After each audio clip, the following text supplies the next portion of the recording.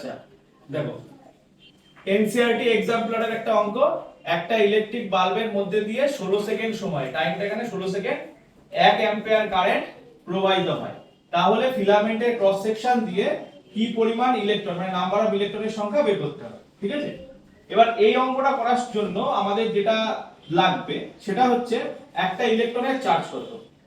একটা ইলেকট্রনের চার্জ হচ্ছে 1.6 into 10 to the power minus 19 coulomb. Clear? এবার আমরা জানি যে চার্জকে কি দিয়ে লেখা হয়, কিউ দিয়ে। তাহলে কিউ হচ্ছে কি চার্জ। এবার চার্জের ফর্মুলা কি, চার্জ ইজ ইকুয়াল টু কিন্তু কারেন্ট, প্রবাহিত কারেন্ট ইনটু টাইম। ঠিক আছে, প্রবাহিত তড়িৎ ইনটু টাইম, এদের যদি আমি গুণ করি তাহলে কি পেয়ে যাব, চার্জ পেয়ে যাব।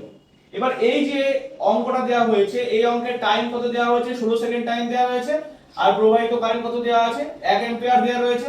তাহলে এখানে আমরা চার্জ কত পাবো, 1 গুণ 16, তার মানে 16 কুলম্ব আমরা পেলাম। ঠিক আছে, চার্জ পেলাম। এবার দেখো, একটা ইলেকট্রনের চার্জ যদি 1.6 into 10 to the power 19 হয়, তাহলে পরে কতগুলো ইলেকট্রন আছে সেটা বের করতে গেলে, নাম্বার অফ ইলেকট্রনের সংখ্যা যদি বের করতে হয়, তাহলে আমাকে কি করতে হবে, এই টোটাল চার্জকে একটা ইলেকট্রনের চার্জ দিয়ে কি করতে হবে, ভাগ করতে হবে। তাহলে 1.6 into 10 to the power minus 19 লিখলাম। এবার 10 to the power minus 19 লেখা, এটা মানে কি, এটা ইনভার্স ফর্মে রয়েছে, এটাকে তাহলে আমরা কিভাবে লিখব, 16 by 1.6 into 1 by 10 to the power 19। তাহলে 1 by 10 to the power 19 মানে এইখানে চলে আসবে 10 to the power 19 টা। তাহলে আমরা এটাকে এরকম ভাবে ঘুরিয়ে লিখতে পারি যে into 10 to the power 19। এটা নিশ্চয়ই বুঝতে পারলে সবাই কেন লিখলাম। এবার 1.6 আছে, তাহলে এখান থেকে যদি দশমিকটা তুলি তাহলে এখানে কি হবে, আরেকটা 10 আসবে।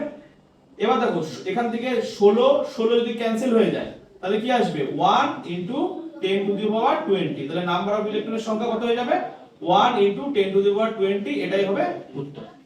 ক্লিয়ার?